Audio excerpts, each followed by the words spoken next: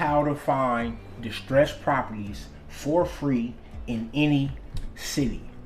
If you're watching this video and all you get from it is how to find distressed properties, then you've invested your time, you have not wasted it. By viewing this content, you assume all financial responsibilities. Please pause the video, read this disclaimer, and understand I just want to help, but let's be clear. I am not a licensed legal, medical, or financial professional. I also want to remind some of y'all. Some of y'all know this, but you had to get reminded. I've added timestamps to the video. Jump around as needed. Please sell us your property. As you're watching this video, some of y'all will have property to sell. Don't waste your time going nowhere else. Reach out to Big 7. Take the property off your hands. Multi-family, I am not buying single family at all. But if it's multi-family and you can sell or finance it, give me a call or email. G14 SYSTEM, you know, some of y'all know this, some of you don't. Just pause the video right there. So what is a distressed property? Let's dive right into it. What is a distressed property? The number one way a property will be distressed is financially. Somebody can't afford to stay there, or they can't easily sell it, or they have some financial need or burden and they got to get off the property. The second one will be physical. Property has cosmetic damage or structural damage, things like that. And then anything else, you know, usually kind of fall into one or both of these categories, but it could be legal issues, family issues, tenant disagreements. Especially in California, tenants have ridiculous amount of rights for properties that they do not own. So that can make a property distressed as well. The types of distressed properties: raw land, single family homes, apartment buildings, industrial and commercial, and any other type of property that you may be interested in. There are going to be distressed properties. Quick note. All right, quick note. Real estate requires creativity. It really does. It requires creativity, which is why you hear me go into these creative ways. You need creative ways to find deals, ways to acquire, purchase, finance the deal, and then ways to manage the deal, increase the income, reduce the expenses. So real estate really requires creativity, because the fastest way to go broke is by paying retail and full price for real estate, and or not looking to increase the income and reduce the expenses. Okay, number one. This is the easiest one, but it's also maybe the most powerful one, because I'm not asking you to just get in your car and drive for dollars. I'm saying be efficient. I am saying while you're out shopping for other things, while you're driving your kids to school, while you're on the way to class if you're in college or whatever, be driving for dollars. Look for dirty, ugly yards, because when that money starts looking funny, the yard is the first thing to go. I actually learned this from some real estate guys, but also some landscapers. You may or may not know, but I have helped to build a relatively decent landscape company. And what we've learned is people who are doing well take care of their yards. When things get iffy, that yard go. Right? So just because the yard's messed up doesn't mean it's a distressed property, but that is a good way to start. Also look for vacants. From empty driveway to it looks like it's been no activity, the place looks abandoned. Mail is piled up. That's another big thing. No one is picking up the mail. It smells like a distressed property. Because one thing people will do is get their mail, even if they throw most of it away, right? Last but not least, while you're driving for dollars, if the area looks suspect in a motherfucker, then that's what it is. Okay? It's going to have some distressed properties there. Every hood, every distressed area, every low-income area is not a war zone where as soon as you buy the property, you're going to get killed. Somebody going to blow it up. It's gonna get broke into, you know, it's not that serious. So those of y'all who are comfortable in those spaces can really dominate. Just look in those areas that you know are suspect, because somebody's gonna be willing to give their property away for pennies on the dollar. Number 2 is tax delinquent lists and tax auction lists. This is how we can find distressed properties that we can market to, buy, and profit from. Not everybody knows this, so let me take a second to tell you. In America, every single county charges property taxes. If you fail to pay those taxes, you can and will have your property taken forcefully if necessary. Let me repeat that, because a lot of people do not fucking know this at all. And I teach so much about this, and it's amazing how every single county in America does this, but so few people know. They will take your property. So what they have to do is announce it. Basically, every county has a legal obligation to make a list. Hey, y'all, people on this list will come in to take your property if you don't pay your taxes. That list is usually posted publicly. You can scrape that list, copy that list, download that list, screenshot that list. Now you have a list of people who are literally about to have the county sheriff walk to their property, have a locksmith open their door, remove them from the property. The locksmith will change the locks, and now you're officially trespassing in the home that you used to live in. So how helpful can we be? We can be a savior if we can just come in here and say, look, I didn't create your situation, but I may be able to help you with it. I can give you a few bucks, you sign over the property to me, or we sit down with a lawyer and have some type of agreement that you will sell me your interest in this property, I will compensate you, and then I will deal with the tax issue. Extremely profitable. I go much more into this later, but to wrap this up, go online, search tax auction my county, right? They will have some form of a list. At worst, you can go up there in person. At worst, get that list and simply email, pull up, send letters, skip trace the email. I got a lot of info about that on Fiverr. A lot of y'all need to tap in with me, because everything I'm teaching, I'm giving you the recipe, and I also have the ingredients.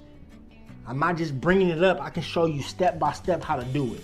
But again, because this is YouTube and for free, I'm giving you all the game so you can go do it yourself. I'm not putting all my information behind a paywall. I just want to see you get paid, y'all. You know what I'm saying? So let's get it.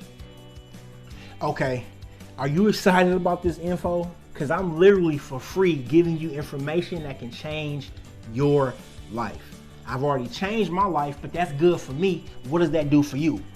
So what I'm gonna do for you is crush this last number and then give you a little bit extra.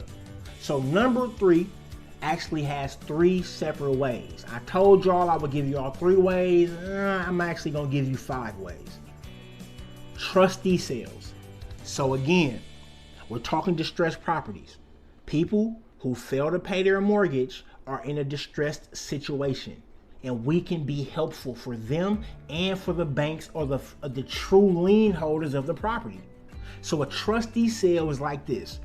You take a loan out from Bank of America, eventually Bank of America loan for a house, you eventually default, run into some hard times, miss a few mortgage payments. Now the foreclosure process starts. The trustee is the term of the person allowed to make sales on that property. So you defaulted, Bank of America essentially took the house back, then they tell their trustee, hey bro, they still owe 200, we know we can't get 200, take it to a trustee sale, trustee auction, see what you can get for it. Then we, knowing this process, we contact the trustee, find out what the auction date is, boom, sit right there at the court steps, at a plaza, at a hotel room, a fucking Zoom webinar, auction, boom, get the property. You understand what I'm saying? Extremely powerful, because all these companies, all these banks, they don't want to hold on to this shit. So they looking to sell it. Few people know about trustee sales. Bank agents, because it's connected. These are the people who are going to either directly connect us with the sale and get us to be able to get the properties, or they're going to link us to their trustees. So if we can get ahead of the trustee and talk to the bank agent first, whatever their name is, they got different names across different companies. But once we get that bank agent information, now we know, okay, look, here's a list of properties coming up for sale. Here's a list of properties in pre-foreclosure, right? Do y'all understand the implications of this shit? Because if I get the bank agent, if I build a relationship with him, and he's like, okay, I know 2 or 3 companies or trustees or whatever. I know people in upper management who they say, okay, since you like him, you like her, you like them, offer them a few of our properties and let's see if we can come to terms. Now you getting them long before the competition, long before the trustee sale. Divorce cases, another thing we need to lock in with. Search court records, contact divorce attorneys, because people who can't stand each other and want to get divorced damn sure don't want to live in the same house. They easily and gladly are willing to take what is given to them to be done with this whole divorce process. In fact, the last key note on this: real estate agents are now running ads to my accounts, because you know all this stuff be targeted, right? You don't want to run ads to people who you don't think are going to be receptive. So I've been noticing that my accounts, my G14 system accounts, have got a lot of ads from realtors saying that you need to buy divorced properties, or you need to deal with divorcees, because it's a lot of money to be made for investors and realtors and brokers, because divorcees are really, really motivated. Okay, so make sure y'all try these. It's all sitting there, and I'm seeing people crushing it in each one of these areas. So if we apply all 5 of these things, we'll be that much more effective. Whoa, but wait, there's more. Shout out my guy, man, my OxyClean guy, RIP the big dog, man, because I felt him on that. But wait, there's more. I already delivered, let me over deliver.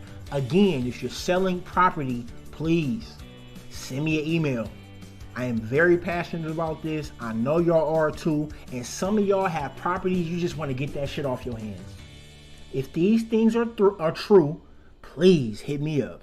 Competitive advantages to buying distressed property. This is some extras. This is some other things I want y'all to factor in as you watch the video again, listen to the podcast. More importantly, go apply the information. Because I've done very well for myself, but that's good for me. That doesn't do anything for you. So apply the shit that I'm telling y'all. So why would you dedicate a lot of time to distressed properties? Because you're going to get a great price. Profit is made when you buy, not only when you sell. Equity, having buyers on decks, flexibility, all these things are opened up as you get that great price. Then you learn to find what others have missed. A huge reason why a lot of us have not succeeded in real estate is because we walk the same oversaturated, archaic routes. We you know what I'm saying? We apply them same ancient ass ways and get the same results. The goal is to find creative ways, find what others have missed, and you will see your lane open up with no obstacles in front of you. Improve your ability to solve problems. A huge part of real estate that I have disagreed with for the longest time is fearful investing. Okay? So the goal is, let's master how to solve problems. Put it like this: if you know how to turn a dirt rock into a diamond, you won't be scared of distressed properties, and you reduce your risk of failure. Many people look to buy what's called turnkey, already set up real estate, but because they don't know this side of it, we all make mistakes. Especially early in your career, you're gonna make some mistakes. So people go from sugar to shit. They take their property from nice to distressed. Then when they get to distressed, they don't know what to do. Us, because a lot of us are just trying to get into it, We're going to start small. We're going to start ugly. We're going to start distressed. Because if I know how to deal with delinquent taxes, I know how to deal with mortgage stuff, I know how to deal with code violations and this, that, and the third, because we have invested in a few distressed properties, it's going to make it that much easier to succeed, y'all. We're not going to make the same mistakes. Then, of course, this is huge, you get easier negotiations. When a property is a junker or fucked up, it makes your job really easy. They either sell to you or they keep living with that headache. I'm not here to encourage nobody. No, I'm not here to, how do I want to say, pressure nobody to sell me property or sell their property. But a lot of y'all living with headaches, right? And instead of trying to get top dollar for a piece of shit, be smart, get what you can get, learn what you learned, and move on with your life. That's what I recommend. Okay, now you have a distressed property. You watch the video, you apply some of the stuff, put your work in, boom, you got the property now. Or some of y'all like to plan ahead and you want to know exactly what you're going to do when you get the property. So these are my top 3 ideas. Some of y'all have heard of them. Obviously, I recommend number 2 above everything else, but you can wholesale it. Get it under contract, find somebody who will buy this piece of shit, sell it immediately. You can fix it and flip it. I say don't do it. The risk and tax penalties and the stress is not worth it unless you're already doing it. Or unless somebody give you the property for like free, right? Gifts you, bequeath you the property. I don't recommend fix and flip, but if you're already doing it, get distressed properties and continue to do it. Buy and hold. This, to me, has the biggest advantages, especially long term. When you get a distressed property, you're going to get in at a good price. I would hold it. I would rent it for cash flow. I would move into it and save on rent. I would Airbnb it out, right? I would immediately try to take this distressed property from a piece of you know what to a diamond.